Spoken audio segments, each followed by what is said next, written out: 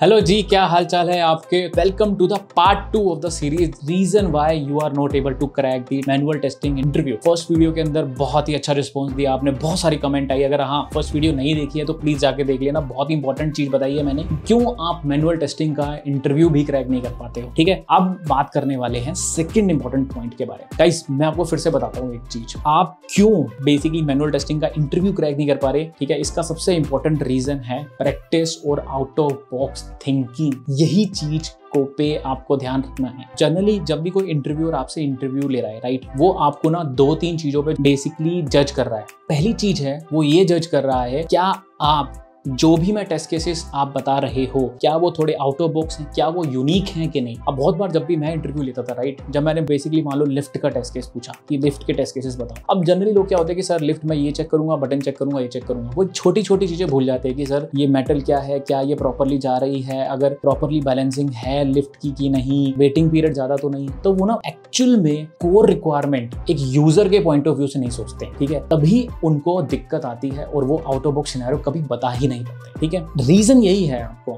अगर आप manual testing का जो इंटरव्यू है उसका अनदर रीजन जो मैं आपको बताऊं क्रैक करने का, वही है कि आप एक आउट ऑफ बॉक्स थिंकिंग नहीं रखते। इसको कहते हैं एनालिटिकल स्किल्स या फिर क्रिटिकल थिंकिंग भी कह सकते हो आप। ठीक है, उसमें क्या है कि बेसिकली क्रिटिकल थिंकिंग है कि आप सोचना है एज ए यूजर पर्सपेक्टिव से सोचना है। Software testing is all about आपको यूजर पर्सपेक्टिव से सोचना है कि क्या होगा अगर मैं एक एज ए यूजर काम करूंगा, अगर यूजर को ये है तो क्या वो क्या करने वाला है, उसके बेस पे सारे आपको सिनेरियोस बनाने होते हैं। ठीक है, हम क्या करते हैं, हम बस एक पॉजिटिव सिनेरियो बना लेते हैं, थोड़े से नेगेटिव सोच के हम अब टेस्टिंग करके प्रोजेक्ट को रिलीज कर देते हैं। यूजर उसको डिफरेंट तरह से यूज करता है और वो बहुत सारे बग्स आ जाते हैं। ठीक है, तो सबसे इंपॉर्टेंट पॉइंट आपको यहाँ पे जरूर ध्यान रखना है कि अपनी क्रिटिकल थिंकिंग को बढ़ाएं। अब वो कैसे बढ़ाएंगे प्रमोद, इसके बारे में तो बताओ। सबसे इंपॉर्टेंट पॉइंट है कि जब भी आपको कोई भी सिनेरियो रखो, ठीक है, बहुत सी चीजों के बारे में आप खुद से टेस्ट केसेस लिखना शुरू कर दो। ये स्पीकर के टेस्ट केसेस बताओ, ये बॉटल के टेस्ट केसेस बताओ, इसमें कैसे रखेगा, कितना पानी आ सकता है, वो चीजों। जब भी आप क्वेश्चनिंग करोगे ना लाइफ में, जब भी आप जितना क्वेश्चन करोगे उतना ही आपको अच्छे टेस्ट केसेस मिलने शुरू हो जाएंगे कि ये डालूंगा तो ये क्या होगा, वो डालूंगा तो वो क्या होगा। ठीक है, आपको एज्यूम नहीं करना है, कोई भी चीज एज्यूम नहीं करनी है। ठीक है, सबसे इंपॉर्टेंट रूल ये है कि एज्यूम मत करना कि हाँ ये तो काम करता ही होगा। इससे आपको कभी भी अच्छे क्रिटिकल थिंकिंग से अच्छे बंग नहीं मिलेंगे। आई होप आपको अच्छा लगा होगा ये पॉइंट। ठीक है, इसमें मैं बेसिकली क्रिटिकल थिंकिंग से बताने वाला था कि क्रिटिकल थिंकिंग को अपने प्रॉपर्ली करना है। फर्स्ट वाले के अंदर मैंने आपको प्रॉपर्ली समझाया था कि आपको प्रोजेक्ट्स बेसिकली इंक्लूड करने हैं अपने में, और आप प्रॉपर्ली प्रोजेक्ट्स को अच्छे से बता नहीं पाते हो,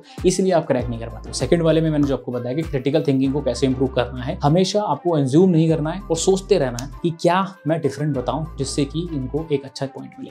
ठीक है, मिलता हूं अगली वीडियो के अंदर। आई होप आपको अच्छी लगी होगी। अगर पार्ट 3 भी चाहिए तो पार्ट 3 बनाते हैं और वीडियोस बनाते हैं इससे रिलेटेड, जिसके अंदर और देखेंगे कि क्यों मैनुअल टेस्टिंग इंटरव्यू क्रैक नहीं कर पा रहे हैं। ठीक है, मिलता हूं अगली वीडियो के अंदर। बाय।